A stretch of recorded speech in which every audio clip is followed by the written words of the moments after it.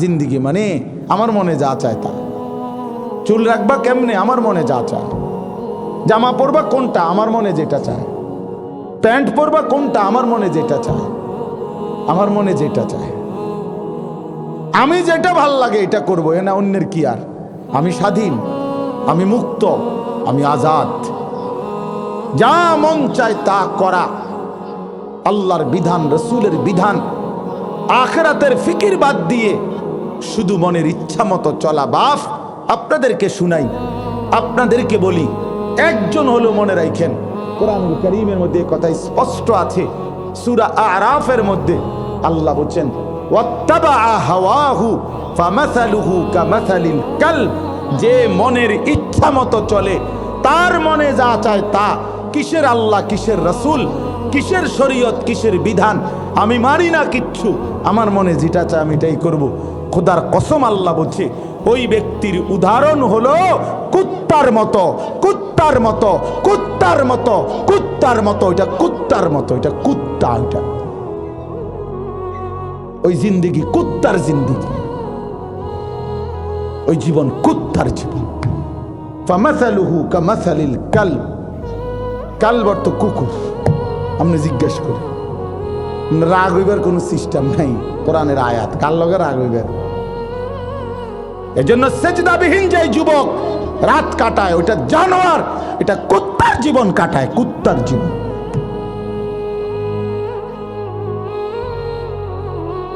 ওই জিন্দিগি কুত্তার জিন্দিগি। খোদার 365 দিনে কোনদিন বেটা ফজরের নামাজ পড়তে মন চায় না। একটা বছরে কোনদিন বেটা ফজরের নামাজ পড়লি না, তুই মানুষের বাচ্চা বেটা। কোন মানুষের বাচ্চা তুই বেটা? তোর বাপ কেডা বেটা? তুই কিসের মুসলমান বেটা? তুই জানোয়ার না তো জানোয়ার কে বেটা? মুসলমানের বাচ্চা এমন হয়? মানুষের বাচ্চা এমন হয় মিয়া? তোর বাপ কেডা বেটা? তোর মা কে শিখাইলো তোরে? এভাবে আল্লাহ ভুলে গেল কেমনে? কথা বলেন। 30 বছর মুসলমান কেমনে সুদ খায়? 30 বছর মুসলমান কেমনে প্রত্যেক দিন মিছা কথা কয়? 30 বছর কেমনে প্রতিদিন মুসলমানের ঘরে নাচ গান, টেলিভিশন, নাটক, সিনেমা, বউ বাচ্চা, প্রতিদিন নর্তকীর ছবি দেখে, সিনেমা দেখে, হিন্দি সিরিয়াল দেখে। এটা মুসলমানের ঘর? মুসলমানের ঘর এটা মিয়া? মুসলমানের বাপ এটা? এ জীবন হাইওয়ানের জীবন,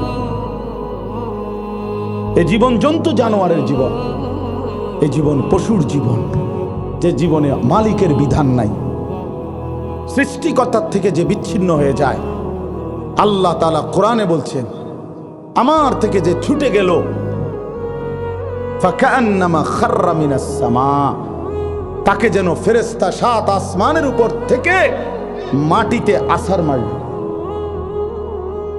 একটা আছাড় দিছে, যেন আসমান থেকে নিচে পড়ছে। ফাতাখতাফুহু আত-তায়রু আও তাহবি বিহির রিহু ইলা মাকানিন সাহিক। আল্লাহ বলেন, যখন মাটিতে ফেলে দিল, এবার বাজ পাখি, চিল, শকুন তারে ছো মেরে ধরে আলগি দিয়া দূরে কোথাও ফেলে দিল। যা, আল্লাহকে যখন বাদ দিল, এইবার আর তার কোনো আখলাক নাই। যখন যেটা দেখে, যখন যেটা ভাল লাগে, মন চাইলে হাসে, মন চাইলে কাঁদে। একবার ইয়াহুদির মতো চুল, একবার খ্রিস্টানের মতো চুল, একবার হিন্দুর মতো চুল, একবার ফুটবল খেলোয়াড়ের মতো ডিজাইন, আরেকবার ক্রিকেট খেলোয়াড়ের মতো ডিজাইন, আরেকবার সিবা ফ্যান্ড, আরেকবার ডোলা ফ্যান্ড, আরেকবার মাঝখান দিয়ে ছিদ্রওয়ালা ফ্যান্ড। পাগল মাতাল তার সিরা, পূর্ব নাই পশ্চিমও নাই। কিরে বেটা, তুই নিজস্ব তো একটা স্বকীয়তা থাকবে। আমি একজন মানুষ, তো আমারে বুঝা, আমি বুঝি বান্দর, যে আমারে বান্দরের মতো ঘুরাইতে আছে, যেটা মনে করি এটা। কেন? আমি মুসলমান, আমার আত্মমর্যাদা আছে, আমার আল্লাহ আছে, আমার রসুল আছে, আমার কোরআন আছে, আমার ধর্ম আছে, আমার মা আছে, আমার বাপ আছে। আমি লাওয়ারিস না, আমি বেওয়ারিশ সন্তান না যে যে যা মন চায় আমারে বলবে আমি তাই করব। আমি কি রাস্তার সন্তান? আমি তো ইমানদারের সন্তান। আমি মুসলমানের সন্তান, আমি লাওয়ারিশ সন্তান না। এজন্য প্রিয় নওজোয়ান, মনে রাখো বাপ, আরেকবার ফিরে দাঁড়াও, আরেকবার ঘুরে দাঁড়াও। একজন ছেলে হইল ভাইব, কেন আল্লাহকে পছন্দ হলো না? কেন প্রিয় নবী সাল্লাল্লাহু আলাইহি ওয়াসাল্লামকে পছন্দ হলো না? কোরআনকে ভালো লাগলো না কেন? ইসলামকে ভালো লাগলো না কেন? নবীজির ডিজাইন সুন্দর মনে হলো না কেন? তার চাইতে সুন্দর কে ছিল বলেন? ছিল কেউ? নবী সাল্লাল্লাহু আলাইহি ওয়াসাল্লামের চাইতে সুন্দর কেউ ছিল? তাইলে কখনো হবে আর কেউ? তাইলে তিনি বন্ধুর কাছেও সুন্দর, তিনি দুশ্মনের কাছেও সুন্দর। পৃথিবীর সমস্ত বেঈমানরাও ওনারে পরীক্ষা করে দেখছে, ওনার জীবন। দুশ্মনের কাছেও তিনি সর্বশ্রেষ্ঠ, আপনজনের কাছেও তিনি সর্বশ্রেষ্ঠ। পৃথিবীর যত পণ্ডিত, দার্শনিক, বুদ্ধিজীবী, কাফের, বেঈমান আল্লাহর নবী সাল্লাল্লাহু আলাইহি ওয়াসাল্লামের জীবন নিয়ে পরীক্ষা করছে। একটা আঙ্গুলের ফোঁটা, একটা কলঙ্কের দাগ, একটা লাল কালির চিহ্ন বসাইবার মতো নবী সাল্লাল্লাহু আলাইহি সাল্লামের জীবনের এমন কোনো সেকেন্ড নাই যে এই সেকেন্ডের মধ্যে শুধু মুহাম্মদের এই আচরণের উপর একটা দাগ বসাইলাম। আছে এমন?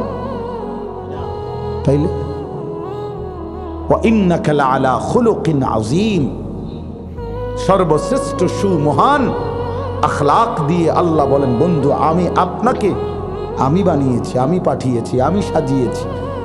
এজন্য নবী সাল্লাল্লাহু আলাইহি সাল্লামের হাসি সবচেয়ে সুন্দর।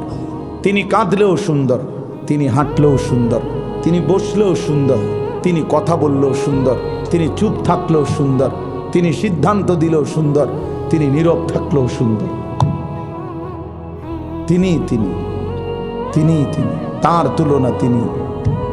তার হাসি হাসি, তার কান্নাই কান্না, তার চুল চুলি, তার চেহারা চেহারাই।